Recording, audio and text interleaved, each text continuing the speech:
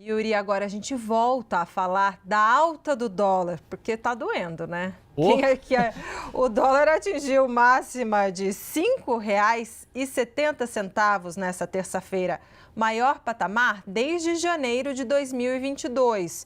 E para entender os próximos passos do que pode acontecer com o dólar, se vai baixar, se não vai, a gente conversa agora com o economista-chefe da Fiesp, Igor Rocha. Uma boa tarde para o senhor, muito obrigada. E vem aqui trazer luz para a gente, luz, esperança ou um cenário de trevas. Vamos lá. Então, eu agradeço a sua participação e já começo te perguntando, de que maneira o mercado ou o Banco Central ou o governo vai se comportar para que essa escalada cesse? Boa tarde, Débora. Boa tarde, Yuri. É um prazer estar com vocês hoje, falando desse tema que gera tamanha emoção, não somente entre os economistas, mas sem sombra de dúvida na população em geral, né? Que é a pergunta que, embora a gente não esteja no final do ano, que é quando se aproxima as férias de final de ano, que as pessoas geralmente perguntam para os economistas para onde vai o dólar, o fato é que esse estresse, né, que aconteceu na moeda tem acontecido nessas últimas 2 semanas, ensejou, né, perguntas para onde que vai o dólar. De fato, está muito complexo, né? Seja a questão aqui no Brasil quanto lá fora, sobretudo lá fora. É um momento de eleição americana, conjugado com um patamar de juros americanos bastante elevado, com um momento aqui também no Brasil desse ano de transição do Banco Central, ou seja, fatores que tendem a colocar aí um pouco mais de emoção na moeda brasileira e que está sendo refletida na taxa de câmbio, né? As moedas emergentes, de uma forma geral, não somente o real, perderam valor em relação ao dólar, mas é um fato que o real perdeu mais valor do que as demais moedas emergentes. Quando a gente roda os modelos aqui, de fato, esse 5,70 que está batendo do dólar, ele extrapolou um pouco ali o que o modelo capta, né? De fato, as bandas ali, tanto do teto superior quanto do teto abaixo. O risco Brasil, que é medido pelo CDS, ele vinha até de fevereiro de 2024, fevereiro desse ano, caindo e ele reverteu. Quando ele reverteu, o dólar também passou a apresentar essa escalada e agora de maneira mais forte, né? Isso vai se reverter na medida que acontecer aí as eleições americanas, que em dezembro os Estados Unidos começar a baixar os juros e, obviamente, quando a transição do Banco Central for feita, que vai ter maior clareza aí da gestão, da liderança da autoridade monetária. Daí a gente consegue ter um pouco mais de calma. pois é, Igor, a grande questão que se coloca é o quanto a autoridade monetária, o Banco Central, se caberia ou não uma ação direta neste momento ou se seria um momento de calmaria, de paciência, de sangue frio, esperar o que o presidente Lula vê como movimento especulativo, o que outros setores veem como ruídos ou consequências do ruído de comunicação, de como tem havido esse tiroteio, no fundo, de declarações entre representantes do governo, o próprio presidente Lula e o presidente do Banco Central, Roberto Campos Neto. A grande questão é, Igor, neste momento, que tipo de consequências para a economia real este movimento do câmbio pode ter? Já é o momento de se preocupar para as consequências inflacionárias desta alta tão acentuada do dólar? Ele vai repicar na inflação aqui no Brasil? Tem aquela famosa frase que a inflação alege, o câmbio mata, né? Que é exatamente isso que está Exatamente. acontecendo. Quando a gente olha o custo do hedge, ele está, obviamente, aumentando, porque a volatilidade está muito alta. Isso gera uma imprevisibilidade para o investimento nas empresas, que é significativo, né? Qualquer fator de imprevisibilidade joga contra o investimento, né? O empresariado, o que que ele quer? No médio e longo prazo, ter uma perspectiva ali de certa calmaria para poder fazer o seu investimento da maneira mais confortável possível. Além disso, como você já pontuou, Yuri, quando você tem uma desvalorização muito forte da moeda, esse efeito se reverte na inflação, né? A gente acaba importando inflação, como se fosse, esse é o termo que os economistas utilizam.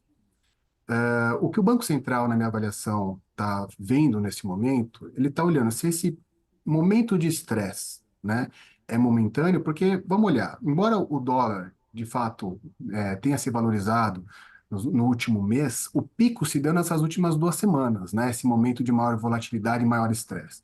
O que a autoridade monetária, na minha avaliação, está verificando é se isso vai se perdurar, né? Aí por mais um tempo, para daí sim justificar uma possível intervenção no câmbio, ou se isso vai passar e foi só uma questão momentânea, né?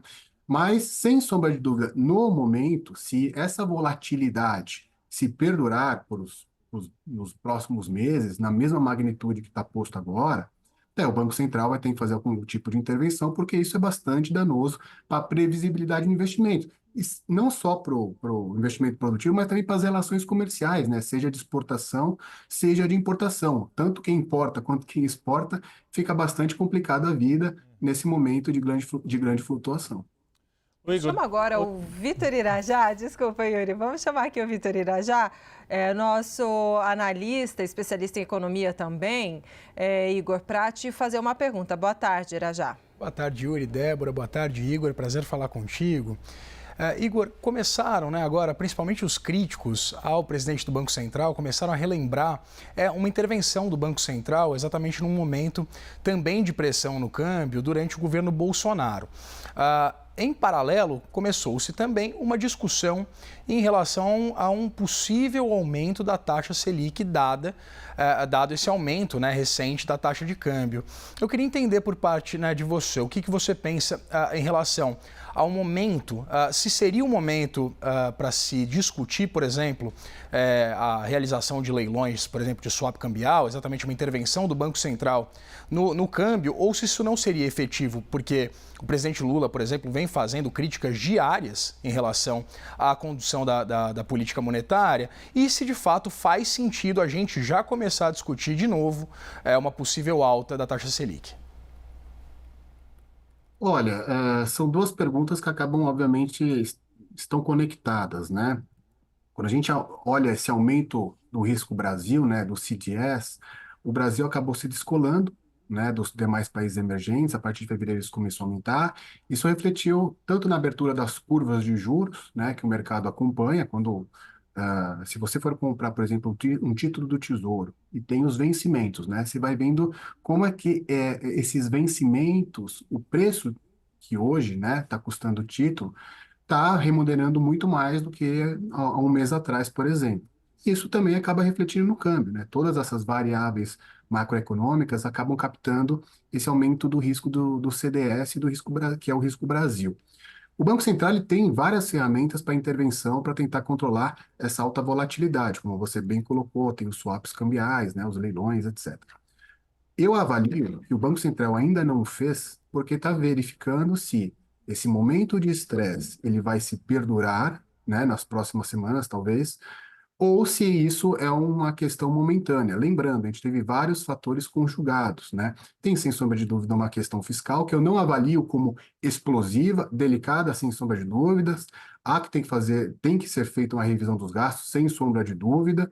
A conta não vai fechar só pelo lado da receita, mas eu não vejo de uma forma explosiva como alguns colocam, né? Não vejo esse risco desta forma.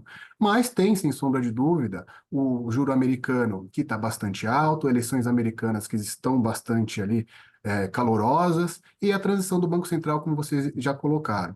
Eu acredito que nos próximos meses, provavelmente, isso tende a se acalmar, sobretudo quando houver a transição do Banco Central, porque daí, obviamente, esse conflito que está sendo posto entre a autoridade monetária e o executivo tende a se atenuar, né? Então, esse ruído tende a sair, as eleições americanas também tendem a acontecer, e o juro americano, que a previsão hoje do mercado é que ocorra um corte ali em dezembro, também traga uma maior tranquilidade por parte aqui dessa variável que influencia a economia doméstica. A minha visão é essa, que vai ter um pico de estresse agora, que já é esperado. Isso é muito ruim para o investimento produtivo, não tem dúvida disso, mas eu acho que nos próximos meses a coisa tende a acalmar e voltar, embora num patamar do câmbio ainda alto, tá? Diga-se de passagem, porque haverão questões que não serão solucionadas, mas, sem sombra de dúvida, um pouco mais tranquilo. Essa é a minha visão. Ô Igor, deixa eu aproveitar a sua presença também, um outro assunto, além de toda essa questão do câmbio das últimas semanas, a gente está em semana de expectativa de votação da reforma tributária, da regulamentação da reforma tributária na Câmara dos Deputados. Do jeito que está se desenhando esta regulamentação, a reforma tributária vai ter o impulso de estímulo, de atração de investimentos, como vinha se desenhando nas expectativas do ano passado? Como é que você tem visto isso para a economia brasileira como um todo, e em especial para o setor da indústria, no qual você atua mais diretamente? Boa pergunta, Yuri. A reforma tributária, ela é positiva. Eu sempre brinco que o modelo atual é praticamente paleolítico, né? Só o Brasil e poucos países possuem esse modelo, então é um alinhamento internacional bastante importante. Mais de 90% dos países adotam, né, esse modelo do IVA. Então, ele é positivo. No entanto, o seu potencial máximo foi duramente golpeado, é um fato, né? Muitas exceções, descontos de 60%, 30%, isenções, regimes diversos, e isso faz com que, obviamente, aquela alíquota de referência seja muito alta. E, obviamente, como sempre, a indústria deverá pagar essa meia entrada dos demais setores. A reforma tributária, eu sempre faço a seguinte analogia: no modelo do IVA, é como se fosse um condomínio. Quando todo mundo paga menos. Quando tem setores, segmentos que simplesmente, por motivos X, Y, Z, acham que não devem pagar, e você vai tirando isso do bolo para contribuir para ter uma alíquota mais razoável, isso vai aumentando. Hoje a conta está em 26,5%, né, uma alíquota de referência, provavelmente subindo para uns 27,5% se a gente continuar nessa toada. Novamente, ela ainda é bastante positiva, não há comparação com o modelo atualmente vigente. Infelizmente, a transição é longa, mas é longa também porque temos algumas jabuticabas com alguns regimes especiais no Brasil, que faz com que essa transição não possa ser mais curta, porque poderia gerar, por exemplo, uma onda de judicialização por parte daqueles que têm esses benefícios, né? Uma transição é como se fosse um esparadrapo, né? Se a gente tirasse rápido, doía pouco e a gente fazia isso rapidinho. O problema é que, infelizmente, vai ser um pouco mais demorado. Mas como o nome já diz reforma, né? Todo mundo que já fez uma reforma em casa sabe a dor de cabeça que é, mas geralmente depois fica bem melhor do que o ponto inicial.